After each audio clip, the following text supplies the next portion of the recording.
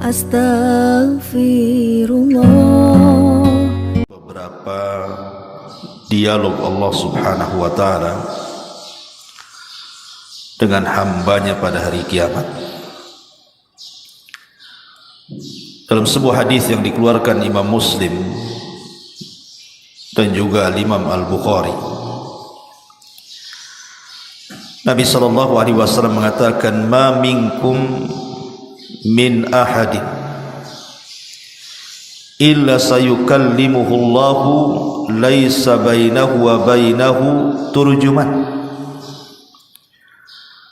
fayanzuru aymana minhu fala yara illa ma qad qaddam wa yanzuru ash'ama minhu fala yara illa ma qad qaddam wa yanzuru baina yadayhi fala yara illa an-nar tilqa'a wajhihi fattaqun nar walau bisyikki tamra. Tidak ada seorang pun dari kalangan kalian kecuali nanti akan diajak bicara oleh Rabbnya pada hari kiamat, tanpa ada seorang penerjemah di antara dia dan juga Rabbnya. Lalu ia memandang ke arah kanannya, namun ia tidak melihat kecuali amal yang telah dilakukannya. Ia memandang ke arah kirinya, namun ia tidak melihat kecuali amal yang telah dilakukannya. Dan ia pun memandang ke arah depannya, namun ia tidak melihat kecuali neraka di hadapan wajahnya. Maka Nabi SAW mengatakan, maka jagalah diri kalian dari neraka walaupun dengan bersedekah sepotong belah kurma. Hadis ini menunjukkan bahwa nanti pada hari kiamat Allah Subhanahu wa ta'ala akan mengajak bicara kepada seluruh hamba-hambanya tanpa penerjemah antara kita dengan Allah Subhanahu wa ta'ala. Makanya ada sebuah hadis Nabi SAW, la yazalu qadamu abdin hatta yus'al an arba. Tidak mungkin bergeser kaki anak Adam dari menginjak titian itu sampai ditanya 4 perkara.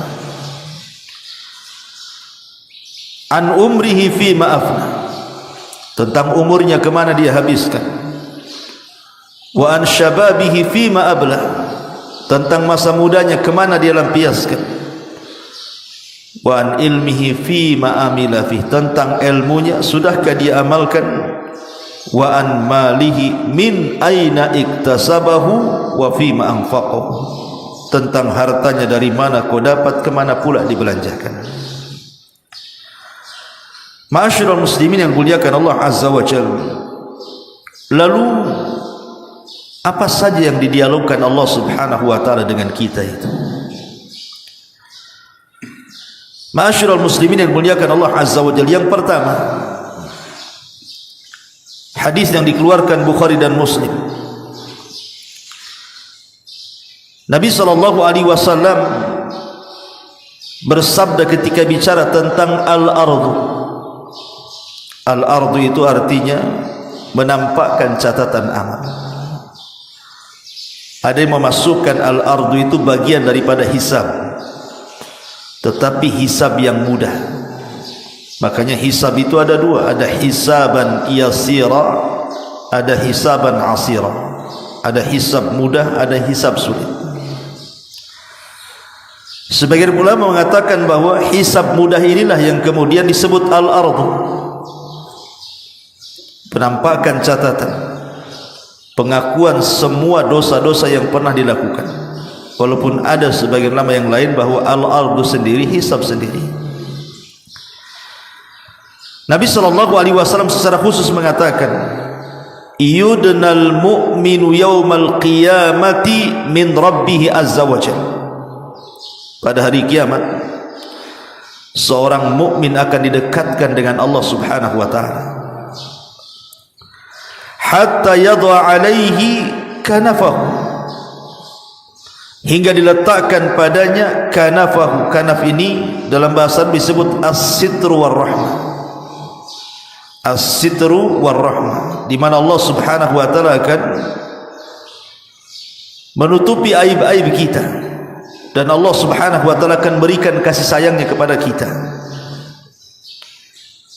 Hatta yadau alaihi kanafahu, hingga diletakkan kepadanya kasih sayang Allah Subhanahu wa taala kepada hamba yang dipanggilnya itu. Fayukarrirahu bidzunubihi, maka dia pun mengakui dosa-dosanya. Fayaqulu hal ta'rifu dzamba kadza, maka Allah Subhanahu wa taala mulai berdialog dengan hamba ini. Apakah engkau mengakui dosa ini dan itu? Fayaqulu ay rabbi a'rif, kata orang ini mengatakan, ya Rabb, aku tahu dosa itu dan aku salah sudah melakukannya.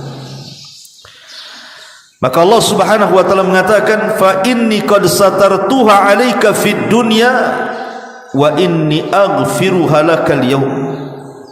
Wahai hambaku, dosamu di dunia aku tutupi dari pandangan manusia, dan sekarang di akhirat aku ampuni dosa-dosamu.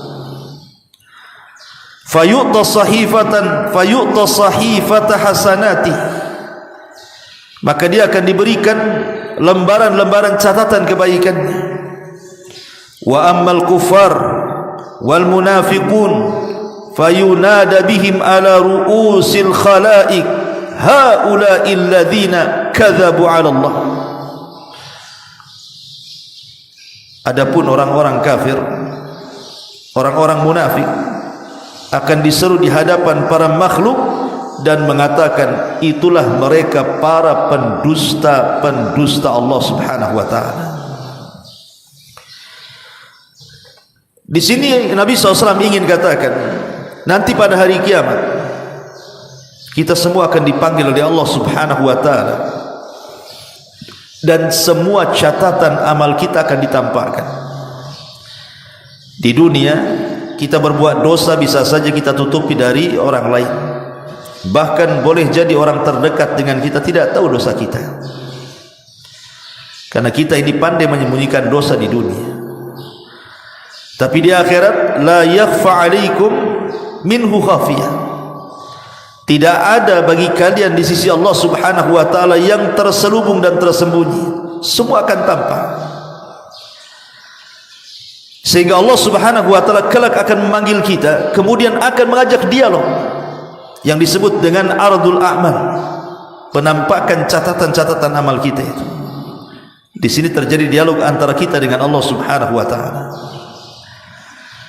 Maka Allah Subhanahu wa taala akan katakan kepada kita, wahai hambaku, ata'rifu dzamba kadza wa kadza kadza wa kadza, apakah kau tahu dosa yang kau lakukan di dunia, hari ini dan itu, bulan ini dan ini, di tempat ini dan itu? Allah Subhanahu wa taala akan merinci itu, mengingatkan dosa kita. Maka di antara kekhususan hisab, kata para ulama, Allah Subhanahu wa taala akan memberikan kepada kita hafalan yang tidak diberikan di dunia. Jadi di akhirat itu semua memori akan dikembalikan kepada kita. Untuk apa? Untuk menyesuaikan dengan catatannya. Boleh jadi di dunia kita melakukan dosa seminggu kemarin sudah lupa tuh, tapi di akhirat semua akan hafal. Sehingga ketika Allah bertanya, bukankah engkau sudah melakukan dosa ini, dosa itu? Maka dia pun mengatakan, a'rifu ya Rabb, ya aku akui, memang aku pernah melakukannya ya Rabb. Maka kemudian Allah Subhanahu wa taala dengan kasih sayangnya, dia pun mengatakan, fa inni qad satartuha 'alaika fid dunya wa inni aghfiruha lakal yaum. Wahai hambaku, di dunia sudah kututup dosamu, dan sekarang di akhirat ku ampuni pula dosa-dosamu. Apa enggak enak? Di dunia Allah Subhanahu wa taala tutupi dosa kita, di akhirat pula Allah ampuni. Itulah namanya hisaban yasira, hisab yang mudah. Sebab kalau hisabnya sulit, Mereka orang-orang yang ketika ditanya oleh Allah Subhanahu wa taala dia bantah. Pamannya Allah mengatakan, bukankah engkau sudah melakukan ini dan itu, ini dan itu? Dia mengatakan, tidak, aku tidak pernah melakukannya. Maka Allah akan datangkan banyak saksi bahwa kita sudah melakukannya. Makanya Nabi SAW mengatakan dalam hadis Aisyah radhiyallahu anha, man khusiba udzib, siapa yang dihisab pasti akan disiksa. Qalat Aisyah radhiyallahu anha, Aisyah berkata kepada Nabi SAW, awalaysa yaqulullahu azza wa jal fasawfa yuhasabu hisaban yasira. Rasul, bukankah Allah telah berfirman maka ia akan diperiksa dengan pemeriksaan yang mudah? Qala innama dzalikal ardu, maksudnya pemeriksaan yang mudah itu disebut arad, disebut al-ardu yang tadi saya sebutkan hadisnya, itu disebut al-ardu namanya, hisab yang mudah. Dia hanya disuruh mengakui dosanya saja. Kamu berzina, ya, iya. Kamu judi, ya. Kamu korupsi, ya. Kamu membunuh, ya. Dia suruh ngakui saja. Dan dia mengakui semuanya, tidak ada perdebatan di sini. Walakin kata Nabi SAW, man nukishal hisaba udzib. Tapi barang siapa yang ketika diteliti hisabnya dia membantah, dia mengajak dialog dengan Allah, maka ia akan binasa. Dari sini kita tahu bahwa perbedaan hisab yang sulit dengan hisab yang mudah itu. Kalau hisab yang sulit itu kalau ditanya ngelak dia. Kamu judi, ya? Mana ada ya Rabb saya judi? Tak ada. Datangkan saksi. Kau judi, ini saksinya. Bumi saksinya, langit saksinya, kulit saksinya, tangan saksinya, semua jadi saksi itu. Malaikat saksinya, Allah sendiri kan jadi saksi. Maka orang yang seperti ini pasti binasa. Tapi kalau ditanya, kamu membunuh, ya? Iya ya Rabb saya membunuh. Kamu judi? Iya saya judi. Kamu zina? Iya saya zina. Yang seperti ini mudah hisabnya, disebut al-ardu namanya. Ma'asyiral muslimin yang dimuliakan Allah Azza wa Jalla, ini hadis yang pertama, dialog Allah Subhanahu wa taala dengan hambanya. Kemudian dialog yang kedua disebutkan dalam hadis yang dikeluarkan Imam Nasai dan disahihkan oleh Syekh Nasiruddin Al-Albani rahimahullahu taala.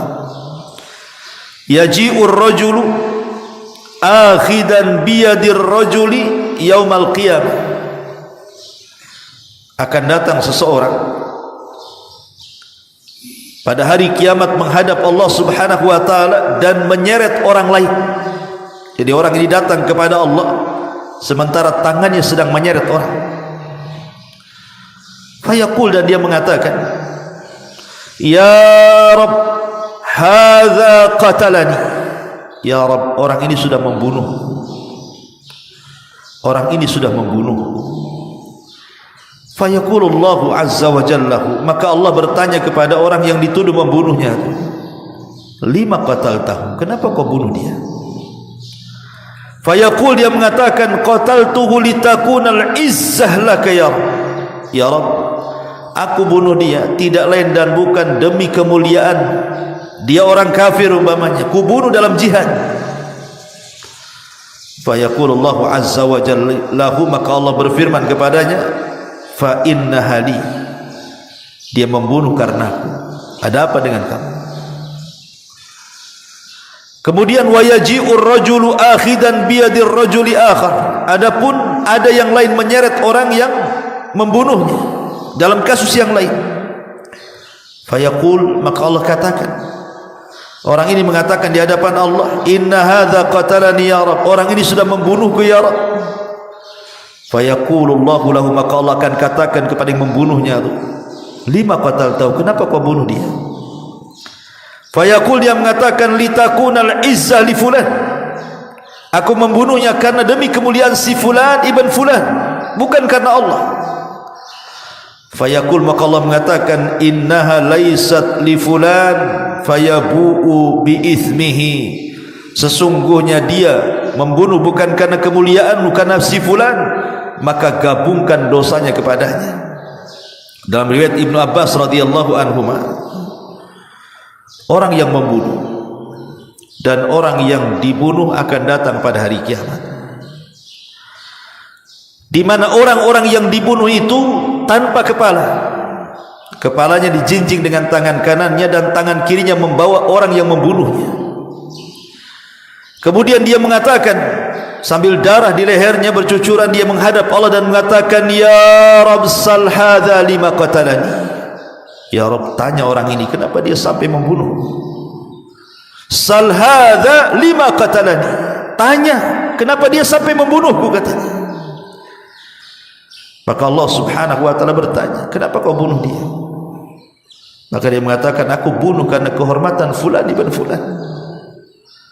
Maka Allah Subhanahu wa taala mengatakan, gabungkan dosa yang dibunuh kepada yang membunuh ini, gabungkan dosanya.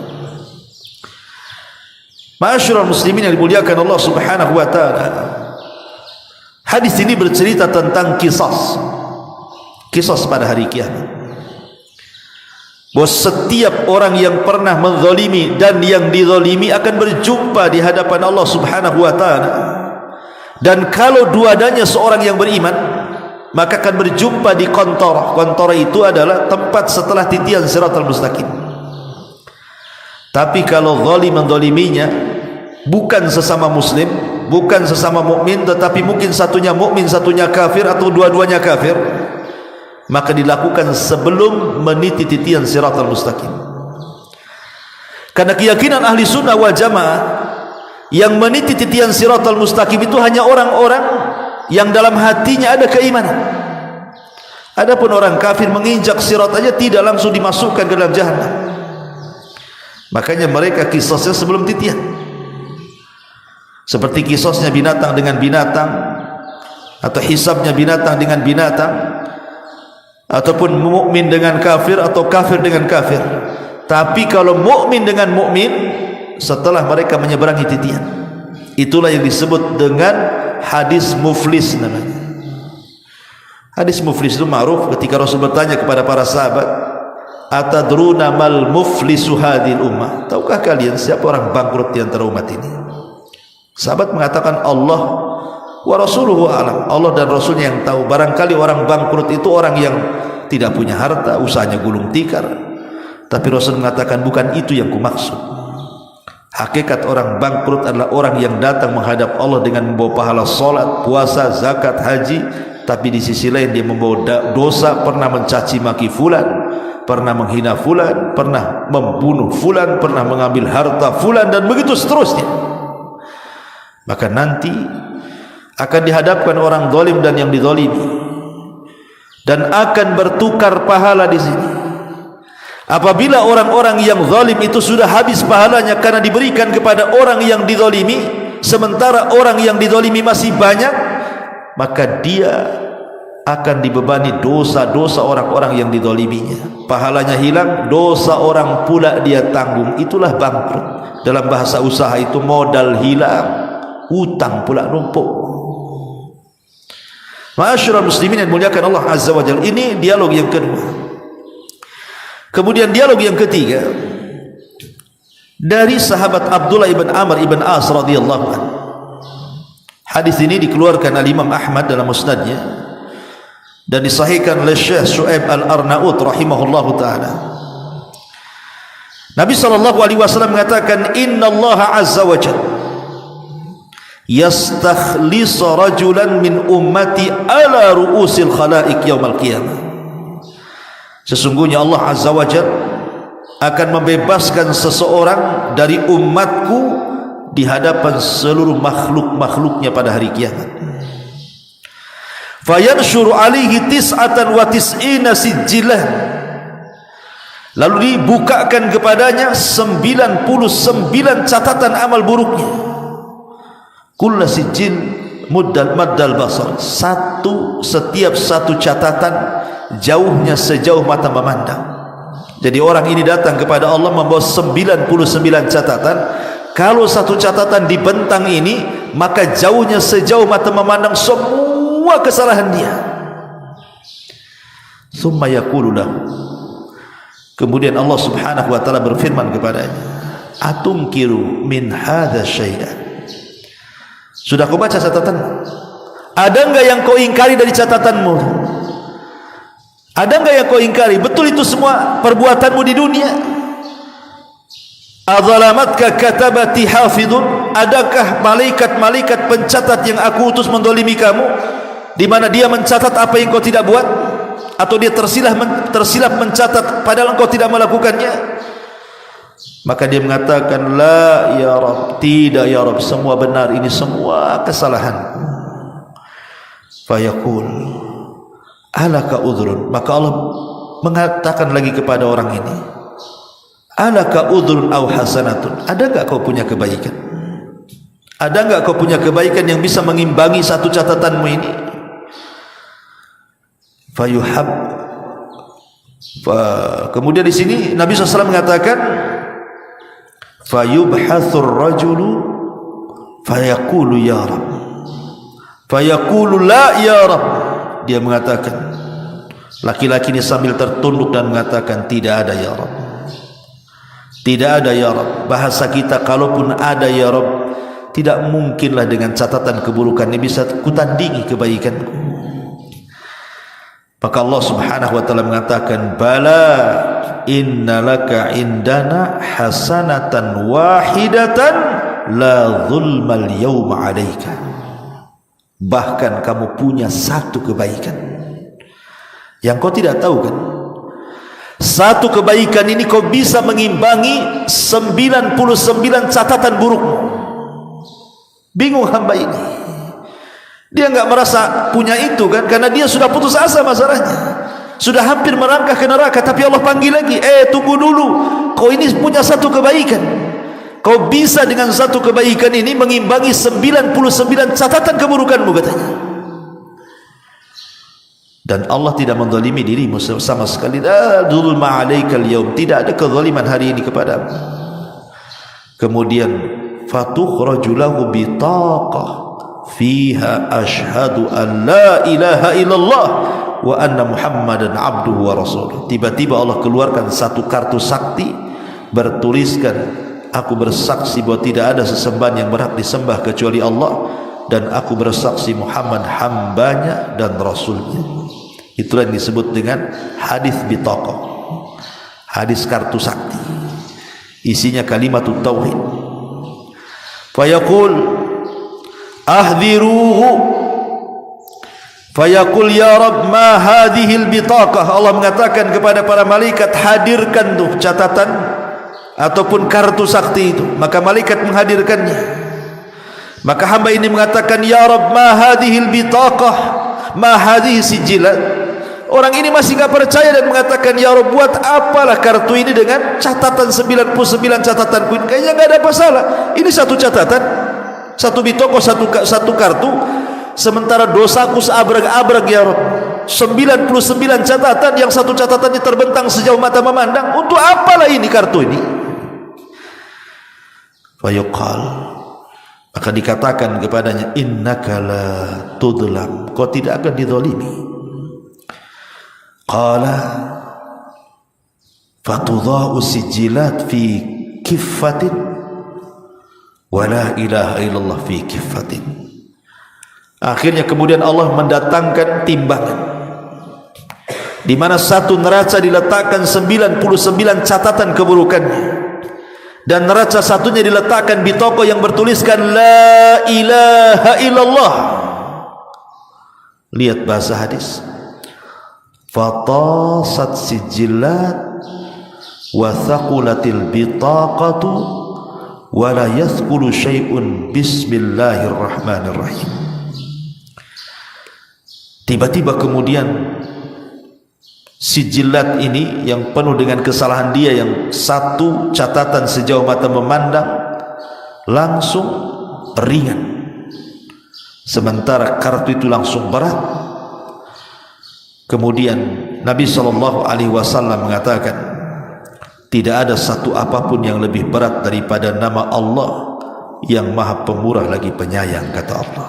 Lihat, kalimatut tauhid adalah kalimat satu-satunya modal kita selamat dari azab Allah Subhanahu wa taala. Hadis ini menceritakan tentang timbangan amal. bahwa setiap manusia akan ditimbang amalnya. Faman thaqulat mawazinu fahuwa fi 'ishatir radiyah wa man khaffat mawazinu fa ummuhu hawiyah wa ma adraka ma hiya narun hamiyah. Jadi ada hamba-hamba Allah Subhanahu wa taala akan didatangkan di hadapan Allah untuk ditimbang amalannya. Dan yang ditimbang itu 3 perkara menurut ahli sunnah wal jamaah. Pertama, badan kita, yang kedua catatan kita, dan yang ketiga amal kita. 3-3 akan ditimbang. Badan, amal, catatan akan ditimbang di satu timbangan. Jadi dalam hadis ini dikisahkan ada seorang laki-laki didatangkan di hadapan banyak makhluk. Ingat, catatan itu terbagi-bagi. Ada catatan yang sifatnya pribadi, pribadi kita. Catatan itu hanya pribadi kita saja, dari A sampai Z, dari awal sampai akhir.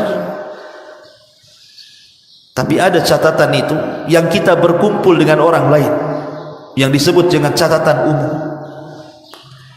Di mana catatan umum itu semua berkumpul satu catatan. Catatannya Abu Bakar di situ, catatannya Umar di situ, catatannya Utsman di situ, catatannya Ali, catatan para sahabat, catatan para tabi'in, catatan Imam Syafi'i, Imam Ahmad, Abu Hanifah. Semua manusia dijadikan satu, termasuk kita ada di situ. Itu namanya catatan umum. Catatan umum inilah yang membahayakan bagi kita. Dan catatan inilah yang mempermalukan setiap kita di hadapan manusia. Karena nanti catatannya akan dibaca, disaksikan semuanya. Abu Bakar Siddiq radhiyallahu an, ini kebaikannya 1, 2, 3, 4, 5 didengarkan semua manusia. Umar begini, Utsman begini, Ali begini, Imam Syafi'i begini, Ahmad, Malik, Abu Hanifah, terus ketika kita yang dibacakan isinya dosa saja, didengarkan semua orang. Apa enggak malu kita dibuatnya? Itulah catatan umum. Ini bahaya nih. Karena kita akan melihat bagaimana kita dengan Abu Bakar, bagaimana kita dengan Umar, bagaimana kita dengan Ali, bagaimana kita dengan Utsman, bagaimana kita dengan ulama-ulama yang lainnya, orang-orang soleh, para syuhada itu. Kita merasa kecil dari mereka. Ini catatan umum namanya. Tapi ada catatan khusus. Itu hanya kita saja isinya. Kalau kita bisa mengambil dengan tangan kita, maka kita akan bangga dan mengatakan, ha umuqra'u kitabiyah. Baca catatanku, dengan bangganya. Belum baca dia sudah lempar catatannya. Dengan bangga mengatakan, ha umuqra'u kitabiyah. Baca catatanku, baca. Orang suruh baca catatannya. Kenapa? Karena bangga semua kebaikannya ada di situ. Tapi kalau seandainya catatannya buruk, dia maunya ngelempar aja, mau ngambil pun tak mau. Ma'asyiral muslimin yang dimuliakan Allah Subhanahu wa taala. Lah ada orang yang didatangkan kemudian diajak dialog oleh Allah. Dia bawa 99 catatan, diajak dialog oleh Allah Azza wa Jalla di situ. Mana catatan? Dia sudah membawa 99 catatan. Bentangkan satu saja katanya. Rupanya yang satu itu sejauh mata memandang isinya kejelekan dia semua. Bayangkan ikhwan, kalau antum masuk ke mall, antum borong satu mall tuh, kemudian antum bawa ke kasir, risitnya sampai mana tuh? Risit komputernya tuh, catatan di belanjaannya itu kan, mungkin dari sini kena goyah kalau satu mall diborong kan. Seperti itulah catatan tuh, lengkap, detail. Kemudian dia melihat catatannya terbengong-bengong kan. Wah, ini jelek semua catatannya. Makanya Allah berfirman, coba teliti lagi catatan. Betul enggak? Betul ya Rabb. Teliti lagi, jangan-jangan malaikat salah nulis katanya. Anda ya Rabb, semua benar. Dia sudah ngedon duluan. Ketika Allah mengatakan, punya kau kebaikan untuk menandingi satu ini, baru satu tuh, yang 98 belum dibuka tuh. Ya Rabb, buat apalah kalau saya punya kebaikan dengan satu catatan ini, nggak ada guna. Tapi Allah Subhanahu wa taala memberikan optimisme kepada dia. Ada, kau itu punya kebaikan satu katanya, dan ini bisa mengimbangi 99 catatanmu. Dia masih kurang percaya dan mengatakan, ya Rabb, satu kebaikan mengimbangi 99 catatan, dari mana kata hamba ini? Maka Allah keluarkan timbangan, ditimbang.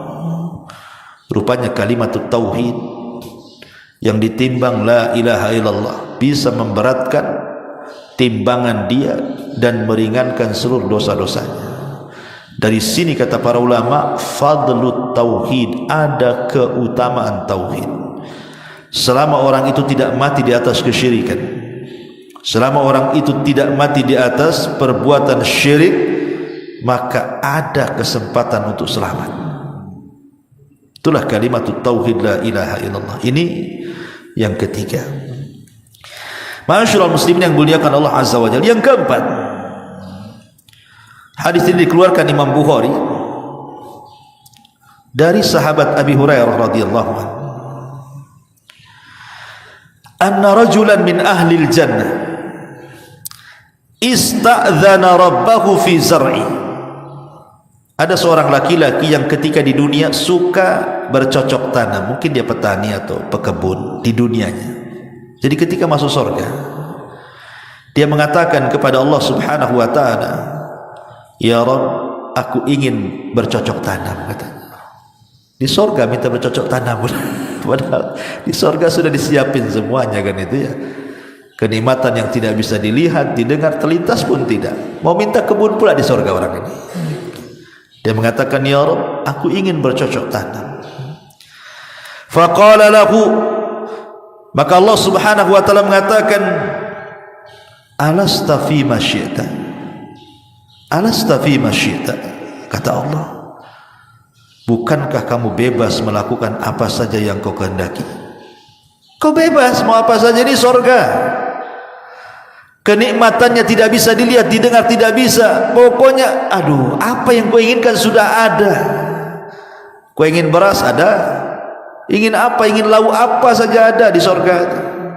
Dia mengatakan, qala bala walakinni uhibbu an azra. Iya ya Rabb, tahu apapun yang kuinginkan ada di surga itu. Masalahnya aku ini pengen bercocok tanam, itu saja. Jadi masih teringat di dunia itu. Karena nostalgia kita di dunia itu semua akan teringat semua di akhirat. Semua akan ingat. Termasuk untuk ngaji di sini akan ingat semuanya. Jadi kenangan-kenangan ahli surga yang di dunia dulu suka bertani itu, pengen lagi dia bertani. Makanya dia mengatakan, "Bala ya Rabb, walakinni uhibbu an azra." Ya, aku tahu ya Rabb, semua keinginanku memang dipenuhi, tapi masalahnya tetap aku ingin bertani, katanya. Qala fabadara tarfa nabatuhu wastiwa'uhu wastihsaduhu fakana amsalul jibal. Lihat bagaimana Allah Subhanahu wa taala memberikan kesenangan hamba ini. Dia mengatakan, ketika Allah mengatakan baik, ya, kemudian laki-laki itu pun menyemai benih, lalu tumbuh dengan subur, dan apabila menuai hasilnya seperti buah sebesar gunung. Dan itu hanya dilakukan sekejap mata. Mulai dari mempersiapkan kebun, nanam benih, ngairi, tumbuh, kemudian jadi buah yang mungkin jeruknya sebesar gunung itu, gitu di surga itu. Itu hanya sekejap mata saja. Coba bayangkan, enaknya kurang apa di surga? Kita ini mau berkebun ini, kadang-kadang berhasil, kadang-kadang tidak. Apalagi di Beliung ini batu semua, nanam cabai pun tak tumbuh cabai, yang ada jadi kayu bakar, semua kering. Disiram hari-hari pun kering. Mau nanam apapun susah di dunia ini. Ditunggu dulu sebulan 2 bulan, dirawat dulu sebulan 2 bulan, dipupuki dulu sebulan 2 bulan, dirawat. Untuk menghasilkan itu betul-betul lelah letih di dunia. Di sorga sekejap mata saja, mulai nanam sampai menghasilkan buah. Fayaqulullahu azza wa jalla, maka Allah Subhanahu wa taala berfirman, dunaka ya ibna Adam, fa inna la yush'ibuka syai'un. Maka Allah Subhanahu wa taala mengatakan, wahai anak Adam, sesungguhnya tidak ada yang memuaskan hati kamu hatta sampai ke surga, katanya. Enggak puas kau dengan surga, masih juga kau mau menanam, kata Allah, katanya. Faqala al-a'rab, Maka berkatalah laki-laki Badui itu, wallahi la tajiduhu illa Qurasyiyan atau Ansariyan fa innahum ashabuz zar'in. Demi Allah tidak akan ditemui seperti itu melainkan kaum Quraisy ataupun orang Ansar, disebabkan mereka golongan petani. Wa amma nahnu falasna bi ashabi zar'i. Adapun kami bukan petani ya Rasulullah, katanya. Enggak mungkinlah permintaan kami di surga seperti itu. Paling yang ngomong gitu kalau enggak orang Ansar ya orang Madinah itu yang suka bercocok tanam, kata si Badui ketika mendengar hadis ini. Orang Badui mengatakan paling itu orang itu ya, orang Madinah Rasulullah surga kayak gitu ya, gitu maksudnya. Kita kan orang Mekah enggak ada petani, kita di pedagang, katanya. Fadhahikan Nabi SAW. Maka Rasul pun tertawa dengan si Badui itu. Dan riwayat ada seorang wanita sama pengen punya anak, maka Allah Subhanahu wa ta'ala juga sama kasusnya. Dia buat punya anak dalam sekejap tuh, mulai ngandung sampai brojol cuma sekejap saja. Nggak ada capek di dunia. Orang hamil tuh jalan pun susah, tidur pun susah, makan pun muntah, macam-macam kejadiannya. Belum lagi nanti melahirkan, meregang nyawa lagi, sana nggak sekejap mata. Subhanallah ya. Ini juga dialog yang keempat ketika dan yang terakhir dialog yang kelima. Sebutkan dalam sebuah hadis di mana Nabi SAW bercerita tentang orang-orang yang memiliki amalan luar biasa di dunia. Yang satu mati syahid, yang satu pakar Quran, yang satu pula pakar sedekah. Siapa di antara kita yang tiga-tiganya pakar? Mungkin tidak ada. Pakar jihad, pakar sedekah, pakar Quran lagi. Hari-harinya dihabiskan untuk itu saja.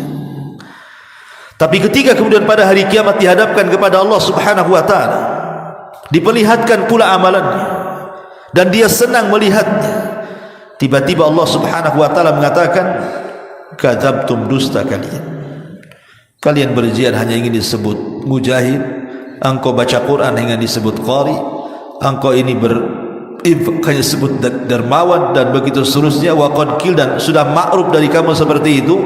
Maka Allah katakan kepada para malaikat, seret dia, masukkan dia ke neraka. Di sini terjadi dialog. Syekhul Islam Ibn Taimiyah rahimahullahu ta'ala menyebutkan dalam kitabnya Majmu'ul Fatawa, ketika Allah berdialog dengan kita itu pakai bahasa apa? Ketika Allah berdialog dengan kita pada hari kiamat itu menggunakan bahasa apa? Bahasa Melayu, bahasa Jawa, bahasa Alor, bahasa Jawa, bahasa Padang. Ibn Taimiyah ditanya, sa'ala sa'ilun, seorang sa'il bertanya, bimadza yukhatibun nas yaumal ba'thi, dengan bahasa apa manusia itu akan diajak bicara Allah itu pada hari ketika dibangkitkan. Wa hal yukhatibuhumullahu ta'ala bilisanil Arab, apakah Allah akan mengkhitab mereka dengan lisan Arabiyah, bahasa Arab? Wal yasihu anna lisana ahlan nar al-farisiyah, apakah sahih hadis yang mengatakan bahwa bahasa penduduk neraka itu menggunakan bahasa Faris? Wa anna lisana ahlil jannah al-arabiyah, dan bahasa penduduk surga itu menggunakan bahasa Arab? Maka Ibnu Taimiyah mengatakan, alhamdulillahi rabbil alamin, la yu'lamu bi ayyi lughatin tatakallamun nas yauma idzin. Kata Ibnu Taimiyah, tidak diketahui dengan bahasa apa manusia bicara pada hari itu. Wala bi ayyi lughatin yasma'una khitab rabbi, ataupun dengan bahasa apa mereka mendengar Allah bicara. Lianna Allah Ta'ala lam yukhbirna bi syai'in min dzalik, karena Allah tidak pernah menghabarkan kepada kita dengan sesuatu seperti itu.